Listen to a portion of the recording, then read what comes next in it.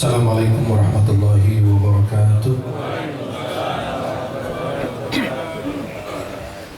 Alhamdulillahi rabbil alamin. Wassalatu wassalamu ala rasulina al-amin. Alhamdulillahi alladhi khalaqal mauta wal hayata liyabluwakum ayyukum ahsanu amala. Wa huwa al-azizul ghafur. Asyhadu an la ilaha illallah wahdahu la syarika lah. Lahul mulku wa lahul hamd. Yuhyi wa yumitu wa huwa ala kulli syai'in qadir. Asyhadu anna sayyidana Muhammadan abduhu wa rasuluh. Allahumma salli wa sallim wa barik alaihi wa alihi wa ashabihi wa man tabi'ahum bi ihsanin ila yaumiddin wa alaina ma'ahum bi rahmatika ya arhamar rahimin. Para jemaah yang dimuliakan Allah, uhibbukum jami'an fillah. Saya mencintai kalian semua karena Allah. Semoga Allah senantiasa mempertemukan kita di dunia dalam taat dan di akhirat di surganya Allah Subhanahu wa ta'ala. Senang sekali di pagi hari yang mulia ini bisa memandang wajah-wajah penghuni surganya Allah. Semoga kita yang hadir di tempat yang penuh keberkahan ini, Allah bertemukan kita di dunia dalam taat dan di akhirat di surganya Allah Subhanahu wa ta'ala. Mudah-mudahan kita semua yang hadir di majelis ini mendapatkan syafaatnya Rasulullah Muhammad SAW. Yang saya hormati dan saya muliakan guru kita Habib Abdullah Al-Atas. Yang saya hormati dan saya muliakan guru kita Habib Taha Sagaf, Habib Umar, Habib Ahmad, Habib Fahmi, dan para habaib lainnya, para kiai, para asatiz, para alim ulama, tokoh masyarakat, tokoh agama yang hadir. Yang mohon maaf saya tidak dapat sebutkan satu persatu, namun tidak mengurangi rasa mahabbah, hormat, ta'zim saya kepada semuanya. Semoga kita yang hadir tergolong hamba yang diridai Allah Subhanahu wa ta'ala. Para jemaah yang dimuliakan Allah, Allah Subhanahu wa ta'ala berfirman di dalam surat Al-Isra, wa qadha rabbuka alla ta'budu illa iyyahu wa bil walidayni ihsana imma yablughanna 'indaka al-kibara ahaduhuma aw kilahuma fala taqul lahumā ولا تنهرهما وقل لهما قولا كريما واخفض لهما جناح الذل من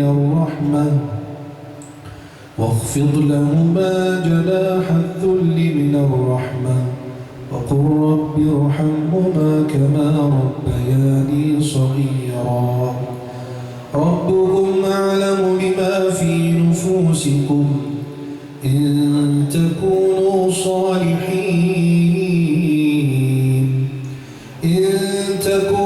صالحين فإنه كان للأوابين غفورا وآت ذا القربى حقه والمسكين وابن السبيل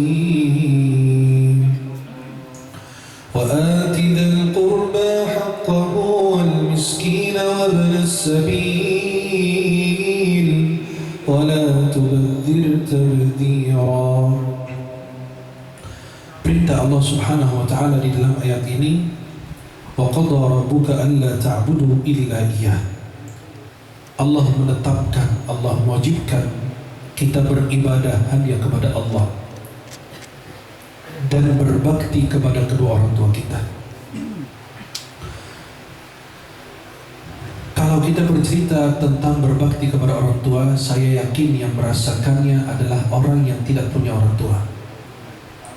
Karena dikatakan faqidus syai', ya, orang yang kehilangan sesuatu itu, orang itu yang merasakannya.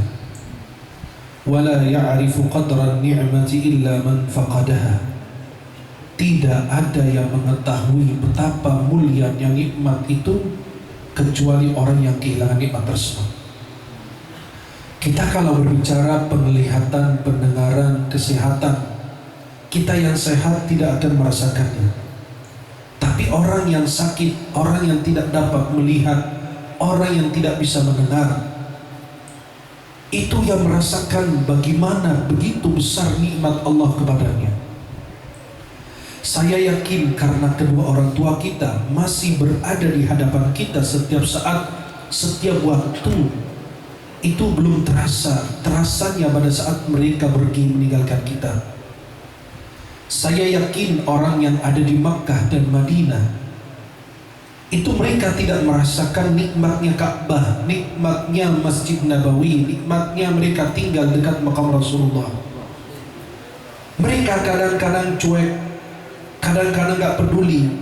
Saya punya teman di Makkah, punya travel, orang kaya, orang Makki, artinya penduduk Makkah asli, tidak pernah haji selama hidupnya.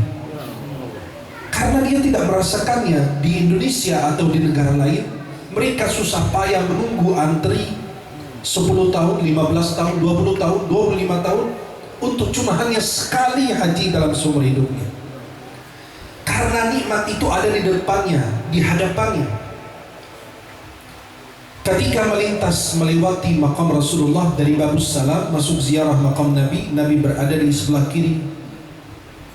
Laskar atau polisi atau tentara yang ditugaskan untuk berada di depan makam Nabi kadang-kadang meninggikan suaranya, karena dia tidak tahu bagaimana kalau dia berada di depan makam Rasulullah. Padahal udah ayatnya ditulis tulisan besar di depan di atas makam Rasulullah.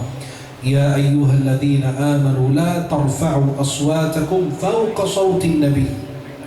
Hai orang beriman, jangan sekali-kali meninggikan suara kalian melebihi dari suara Rasulullah. Kadang-kadang usir orang, kadang-kadang teriak. Kalau dia pakai isyarat aja orang paham kok. Dia gini orang aja udah orang paham. Gak usah meninggikan suara. Saya kemarin berada di Raudhah, di sebelah kiri saya makam Nabi. Saya menoleh ke makam Nabi sambil bersolawat. Akhirnya ada orang Saudi yang melarang, gak boleh doa hadap kiblat, kata dia. Saya bilang saya sudah faham apa yang Anda tidak faham. Saya sudah berilmu, bukan orang bodoh. Kata dia apa? Saya juga orang pintar. Saya ini pengacara. Oh, ini pengacara tapi bukan ulama. Kamu pengacara faham undang-undang buatan manusia, tapi saya lebih faham undang-undang Allah dibanding kamu. Akhirnya dia ngajak debat, telepon laskar. Saya bilang silakan. Karena saya di depan makam Nabi, saya nggak mau banyak berdebat. Pernah juga debat sama orang di situ karena mau sholat habis asar, dia larang sholat. Ente ini bodoh, nggak paham. Orang sholat itu nggak ada sholat habis asar, tapi bisa jadi saya masuk di sini sholat tahiyatul masjid. Walaupun dalam waktu makruh sholat diperbolehkan, sholat dan sabab. Karena kamu ngajinya baru satu kitab. Habis subuh dia larang orang sholat. Saya bilang, habis subuh boleh kita sholat sunnah qabliyah. Kalau tidak kekejar sebelum sholat subuh, kita kerjakan habis sholat subuh. Karena dia nggak paham. Saya bilang silakan tanyakan kepada ulamamu. Dia bilang saya paham apa yang antum sampaikan, tapi takut diikuti orang lain. Bedakan antara diikuti orang dan itu kebenaran. Maka mereka di situ kadang-kadang meninggikan suaranya yang saya pribadi bisa berdebat sampai habis-habisan, sampai pernah jamaah pada senyum gitu ketika saya debat sama dia karena dia banyak diamnya. Jika lawan kita banyak diam, berarti mereka menganggap dia itu kalah. Akhirnya saya tidak mau berdebat. Kenapa? Karena di depan makam Rasulullah saya nggak boleh meninggikan suara.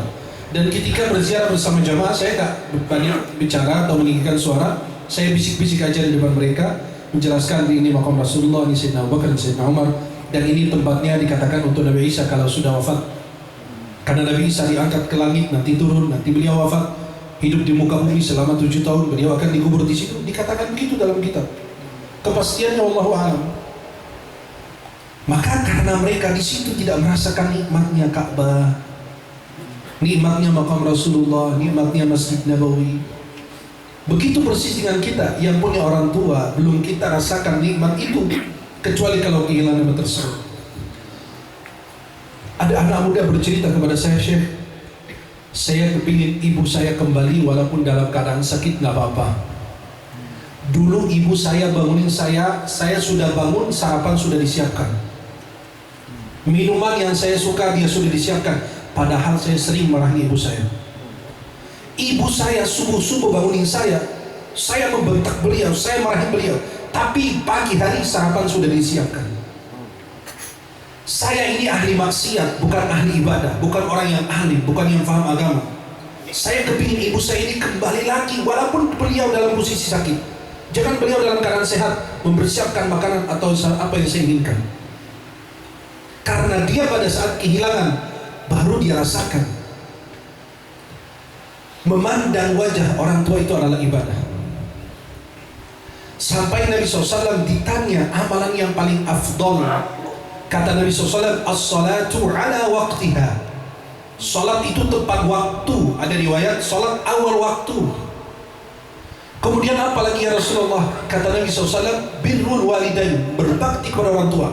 Bayangkan sesudah kita bersujud di hadapan Allah, beribadah kepada Allah, yang kedua kita lakukan adalah berbakti kepada orang tua. Qultu thumma ay, apalagi ya Rasulullah? Kata Nabi, jihad di jalan Allah. Jihad diakhiri, berbakti kepada orang tua diawalkan, didahulukan. Sampai ada seseorang anak muda yang datang minta izin kepada Nabi untuk berjihad. Nabi bertanya, kamu punya orang tua masih hidup? Ya, kamu berjihad dalam melayani mereka. Luar biasa. Sampai ulama mengatakan apabila orang tua kita muslim, syaratnya melarang kita puasa sunnah untuk menemani mereka makan, itu nggak boleh antum puasa sunnah. Dan itu pertanyaan yang ditanyakan oleh Imam Ahmad bin Hanbal.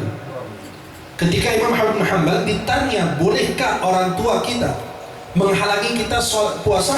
Kata beliau, boleh. Dan kita tidak usah puasa, dapat 2 pahala. Pahala berbakti dan puasa sunnah dapat tetap. Segitu lihat, kita lagi sholat sunnah, orang tua manggil, kita dahulukan panggil orang tua. Segitu Allah muliakan kedudukan posisi orang tua kita. Sampai seorang sahabat datang kepada Nabi, ya Rasulullah, man ahaqqun nas bi husni sahabati atau suhbati. Siapa orang dari kerabat saya yang aku dahulukan berbakti kepada beliau? Nabi menjawab SAW, qala ummuk, ibumu. Kemudian siapa lagi ya Rasulullah? Kata Nabi, ibumu. Diulang sampai 3 kali, baru ayahmu. Kata ulama, karena ibu kita ada 3 hal yang tidak dimiliki oleh ayah kita. Beliau mengandung, melahirkan, menyusui, itu tidak ada pada diri ayah. Saya yakin orang yang kehilangan ayahnya mungkin gak rasakan, tapi pada saat kehilangan ibunya baru kita rasakan. Karena seorang perempuan bisa menjadi ayah, bisa menjadi ibu. Saya yakin kita kalau punya kedua orang tua, lebih cenderung kita kepada ibu kita. Dan kalau kita kehilangan ayah kita, sulit untuk mendidik, membesarkan kita, mempersiapkan segalanya. Tapi kalau pada saat kita kehilangan ibu kita, baru terasa kayak kehilangan segala-galanya. Seorang tabi'in menangis pada saat ibunya meninggal. Ditanya, kenapa kau menangis? Kata beliau, kana li babani maftuhani ilal jannah wal yawma ughliqa ahaduhuma. Aku punya 2 pintu menuju surga ya Allah, hari ini telah tutup 1 pintu. Ibu saya sudah wafat. Bagaimana Rasulullah berbakti kepada orang tuanya walaupun sudah wafat? Sampai Nabi SAW dalam hadis yang sahih, Nabi SAW menziarahi makam ibunya dan beliau menangis dan membuat orang di sekitar beliau menangis. Sampai Nabi mengatakan, kuntu nahaitukum an ziyaratil quburi ala fuduruha fa innaha tudzakirukumul akhirah. Dalam riwayat tudzakirukumul maut. Dulu aku pernah melarang kalian ziarah kubur, maka saat ini kalian ziarah kubur karena mengingatkan kalian kepada akhirat atau kematian. Kalau kita bicara hadisnya banyak sekali, dalilnya banyak dari Al-Quran, dari hadis Nabi. Ridha Allah terdapat pada ridha orang tua, murkanya Allah terdapat pada murka orang tua.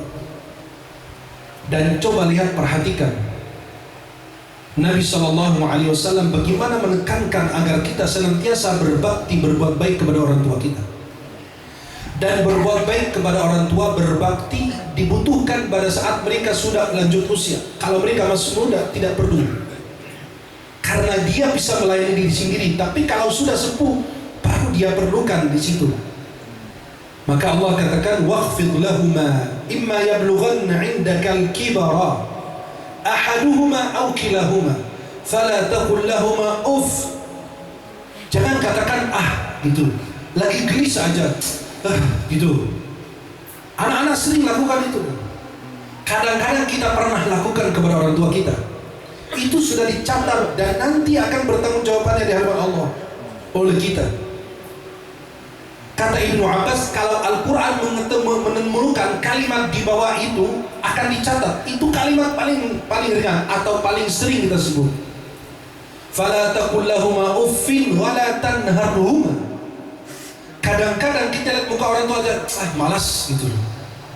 Nggak ngomong gitu, kadang-kadang lihat dengan gaya mata, dengan matanya, dengan wajahnya yang itu membuat orang tua gelisah. Maka dikatakan, jangan sampai kau duduk duluan sebelum orang tuamu. Halo? Halo? Masih hidup? Jadi kalau bersama orang tua ada orang yang kurang ajar, ya, adabnya kurang, orang tua belum duduk, dia duduk duluan. Enggak, kalau kita bawa orang tua kita, biarkan mereka duduk duluan baru kita duduk. Kalau kita lagi makan sama orang tua, biarkan mereka makan baru kita makan. Takut matanya menuju ke makanan tersebut kita makan, itu dianggap durhaka oleh orang arifin, orang-orang ahli ibadah, orang-orang tasawuf yang tingkatannya sudah tinggi. Maka Al-Hasan bin Ali, cucunya Rasulullah SAW, beliau itu kalau makan nunggu ibunya ngambil makanan dulu baru beliau ambil. Kata beliau apa? Saya takut matanya sudah menuju makanan ini dan saya ambil duluan, itu termasuk durhaka. Segitu mereka teliti, segitu mereka berhati-hati. Sampai sekedar makanan doang. Jangan gitu. Orang tua kita, maaf, kita ingin makan itu dan doanya cuma satu, itu dikeluarin dari mulut kasih ke kita. Tapi gak pernah kita sekalipun kasih ke orang tua kita. Kadang-kadang sering kita setiap bulan gajian, dapat uang, orang tua kita masih di rumah, kita kasih tuh uang kita, gaji kita, ini Bu silakan ambil, maunya berapa. Saya yakin sedekah kepada orang saja tidak bakalan berkurang, apalagi kepada orang tua. Sebab Anda berada di dunia dan mendapatkan keberkahan, harta dan jabatan dan kedudukan adalah karena berkahnya orang tua. Gak pernah kita sama orang tua kita, nih gaji saya, ibu mau ambil berapa? Mau ambil berapa? Orang tua kadang-kadang sakit, ditanya kabarnya, alhamdulillah sehat. Sudah makan? Udah, padahal belum. Karena beliau berusaha tidak menyusahkan anaknya, tidak mempersulit anaknya gitu. Giliran istri yang baru kita kenal setahun 2 tahun yang lalu, kita gaji, kita kasih, atau yang kita kasih tambah ibu kita pelit. Kita tambah istri bisa hidup, betul? Bukan merendahkan martabat istri, tapi bicara dari kedudukannya. Kita tambah istri kita bisa hidup, tapi tambah ibu, hidup tidak berarti. Hidup tidak ada maknanya. Ibu tidak bisa tergantikan, tapi kalau istri bisa tergantikan. Kita mati dia menikah lagi, betul? Udah ngaku semua. Luar biasa. Emang kenyataannya begitu. Kita kalau meninggal dunia, istri bisa nikah lagi loh.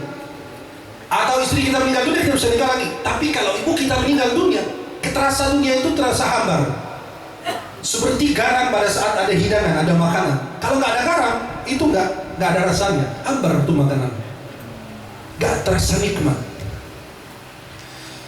Maka berbakti kepada orang tua kita pada saat diperlukan, dibutuhkan. Kalau mereka sudah sepuh, baru kita berbakti. Kalau mereka masih muda, dia bisa melayani diri sendiri. Dan jangan sekali-kali kau katakan sesuatu yang buruk kepada orang tuamu. Kenapa? Karena ridhonya Allah terdapat pada ridho kedua orang tua. Murkanya Allah terdapat pada murka orang tua.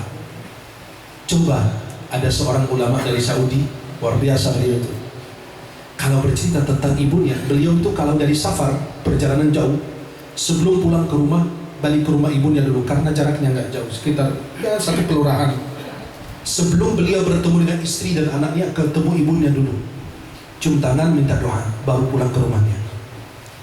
Suatu saat ibunya wafat, kadang-kadang dia nelfon ke nomor HP ibunya, karena dia tidak merasa ibunya itu menggantungnya. Banyak teman-teman, dan mungkin kita pernah rasakan, ibu kita punya handphone atau apa, kita kasih HP jadul gitu, Ya, giliran istri kita HP yang ada kameranya, yang iPhone itu loh. Kalau giliran istri kita ya kasih yang bagus-bagus, kalau ibu kita yang Asia. Kadang-kadang ibu kita meninggal dunia, kita simpan nomornya, kita telepon. Subhanallah. Segitu baru kita rasakan orang tua kita tidak ada. Maka berbakti kepada orang tua itu bukan di masa hidupnya, tapi sesudah wafatnya bisa kita lakukan. Dalam hadis riwayat Abu Daud dalam sunan beliau, seorang sahabat datang kepada Nabi SAW bertanya, "Ya Rasulullah, bisakah aku berbakti, masih bisa berbakti kepada orang tua yang sudah tidak ada?" Kata Nabi SAW, "Masih bisa." Gimana caranya ya Rasulullah? As-salatu alaihima. Salat dalam bahasa artinya doa, mendoakan kedua orang tua.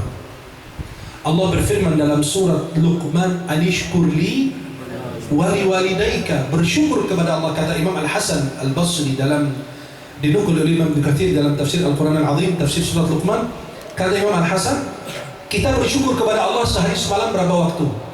5 kali, subuh, zuhur, asar, maghrib, isya. Kata beliau, disertai dengan berterima kasih kepada orang tua kita. Maka ada doa yang indah diajarkan oleh guru-guru kita selepas sholat fardu, jangan lupa Rabbil firli. Nah, itulah doanya, bersyukur kepada orang tuamu. Selepas sholat fardu kan bersyukur kepada Allah. Anishkurli, bersyukur kepadaku.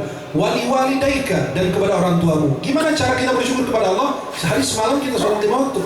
Begitu demikian disertakan dengan mengucapkan kalimat dan doa yang penuh dengan keindahan, kemuliaan, kebahagiaan untuk orang tua kita dunia akhirat. As-salatu alaihima. Yang kedua, melaksanakan wasiat baik kepada orang tua kita. Kalau kita punya guru, kadang, Masya Allah ini wasiat guru saya harus saya lakukan, tapi orang tua kita sendiri enggak. Maka yang kedua adalah melaksanakan wasiat baik mereka. Yang ketiga, kita menyambung tali silaturahim yang tidak disambung kecuali melalui jalur orang tua kita. Sampai dikatakan orang tua kita di masa hidupnya dia punya teman nongkrong, teman dekat, teman akrab, ke masjid bersama, kemana bersama. Mereka itu selalu, itu kita sambung tali silaturahim, itu termasuk berbakti kepada orang tua. Dan kita berbuat baik kepada mereka dan istighfar untuk mereka, memohon ampun kepada mereka.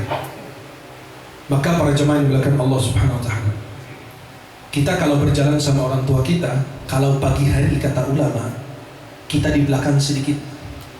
Kadang-kadang sama orang tua kita kalau siang hari, ya kita di depan, dia di belakang. Ada punya kata ulama, kalau di siang hari mereka di depan, kita di belakang. Ada punya begitu. Tapi kalau malam hari kita di depan, mereka di belakang. Pasti sudah paham, karena malam hari itu ada sesuatu yang membahayakan mereka, kita tebus mereka dengan diri kita. Saya pernah di salah satu, dan begitu sama guru. Kalau jalan sama guru di siang hari, mundur sedikit, selangkah 2 langkah di belakang. Dan jalan di sebelah kanan, jangan di sebelah kiri. Sebelah kiri itu buang ludah dan lain. Itu dalam kitab Ta'limul Muta'allim juga, dan kita sering baca sampai ada yang hafal juga. Tapi sayang sekali praktiknya itu sulit. Maka kalau sama guru tuh jalan di siang hari, pagi hari itu di belakang sedikit mundur. Tapi kalau malam hari kita di depan, dia di belakang. Saya pernah di salah satu pedalaman Indonesia di daerah-daerah Kupang, Papua gitu.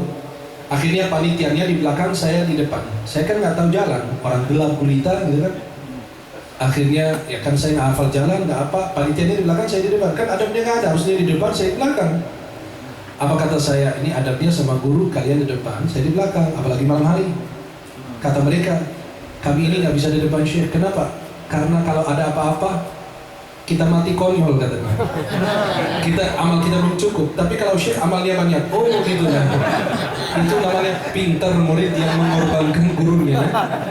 Nah itu guru-guru harus paham itu murid-muridnya itu. Sudah dididik, sudah diajarkan, sudah diapa, malah menjadikan gurunya kurban duluan. Giliran siang hari dia di depan, giliran malam hari dia di belakang. Kenapa? Kenapa ada sesuatu yang membahayakan? Biar Syekh Ahmad duluan. Syekh Ahmad banyak amal. Tahu dari mana? Wallahu a'lam. Akhirnya di belakang, saya bilang adabnya gimana? Ya biar kalau Syekh Ahmad meninggal kan alhamdulillah banyak amalnya, sering umroh apa segala macam. Tapi kalau kami mati konyol kata dia, kita belum punya amal. Dan subhanallah yang kita peringati hari ini adalah Umi Aliyah.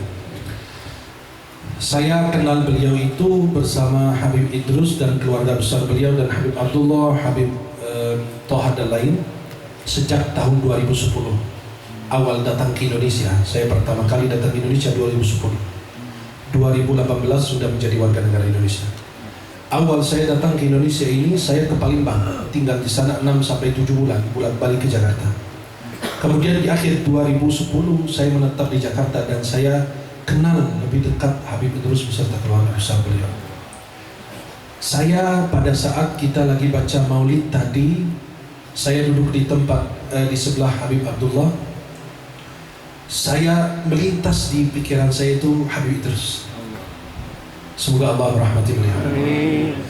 Saya jujur, mungkin ini sudah ada kamera yang bisa merekam. Itu menjadi kesaksian saya di hadapan Allah. Saya kenal banyak habaib, banyak ulama, bahkan ulama dunia, bukan di Indonesia saja. Saya bertemu banyak ulama.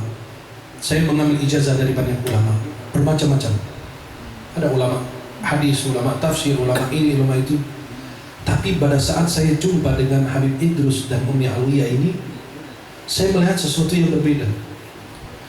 Saya mungkin paling sering yang jamaah sering lihat saya dulu jalan sama Habib Idrus.